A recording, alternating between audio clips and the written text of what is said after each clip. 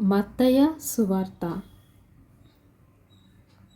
యేసుక్రీస్తు జనవేదం ఎట్లనగా, ఆయన తల్లి అయిన మరియ యోసేపునకు ప్రదానము చేయబడిన తర్వాత వారేకము కాకమునుపు ఆమె పరిశుద్ధాత్మ వలన గర్భవతిగా ఉండెను.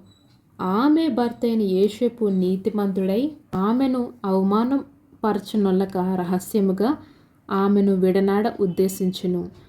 అతడు ఈ సంగతులను గూర్చి ఆలోచించుచుండగా, ఇదిగో, ప్రభువు కుమారుడైన యోసేపు, నీ భార్య అయిన మరియను చేర్చుకొనుటకు భయపడకము. ఆమె గర్భము ధరించినది పరిశుద్ధాత్మ వల్ల కలిగినది. ఆమె ఒక కుమారుని కనెను. తన ప్రజలను వారి పాపము నుండి ఆయనే రక్షించును గనుక ఆయనకు యేసు అని పేరు పెట్టెదనెను. ఇదిగో, కన్యక గర్భవతి అయి కుమారుని కనెను. ఆయనకు ఇస్మాయేలు పేరు పెట్టెదవు అని ప్రభువు తన ప్రవక్త ద్వారా పలికిన మాట నెరవేరినట్లు ఇదంతయు జరిగెను.